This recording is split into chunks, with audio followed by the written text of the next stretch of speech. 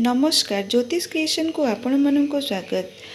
आजिकल जिते प्रकार इन्फेक्शन होउची ठंडा ज्वर काश अदिन वर्षा एवं बहुत खरा जो भी तंटी बथा करवा विभिन्न प्रकार इन्फेक्शन जो पिला बुढ़ा लोक मान बहुत कष्ट होउची तापाई मु गोटे काढ़ा प्रस्तुत करुच्ची। सप्ताह थरे भी ये काढ़ा आपण चा भलिया सेवन कले देह सुस्थ रहे एवं आमर देहर रोग प्रतिरोधक शक्ति बढ़े। तापाई मु तुलसी पत्र नहीं आमर पूर्वपुरुष मैंने भी कहते कि तुलसी पत्र डेली सेवन कले रोग प्रतिरोधक शक्ति बॉडी बढ़ी थाए।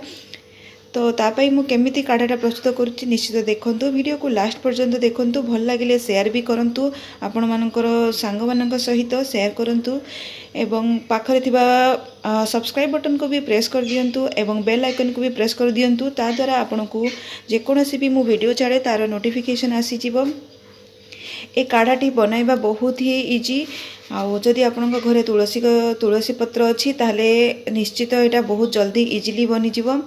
तो तापाई मु एबे गोटे बड़ बाउल रे 2 ग्लास पानी नहीं एमती गोटे ग्लास यूज करिची।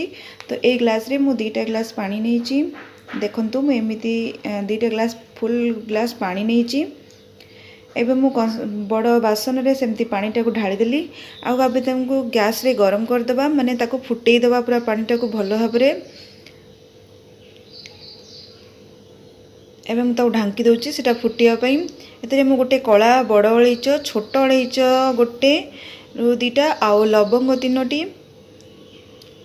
आउ दालचीनी गोलमरिच 4-5टी एमती किछि मसला नहीं सुखिला मसला।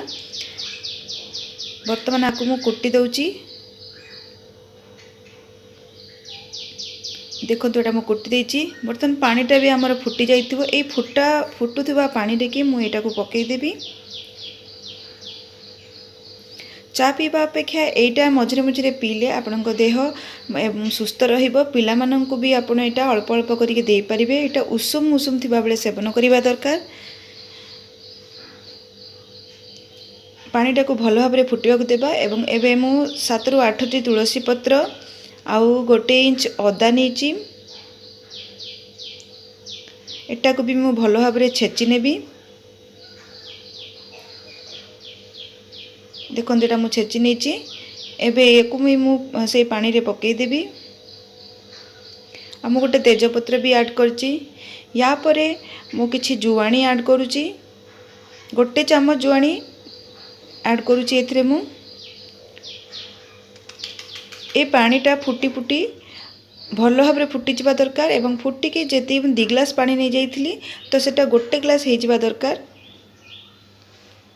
आउ एटा को सकाळु खाली पेटरे किंबा इवनिंग रे चा पीवा समय रे जदि आपण चा न पीकी एमिति पियंती ताले बहुत भल। आउ जे कोनोसी इन्फेक्शन रो हमको एटा दूर रे रखि परिबो।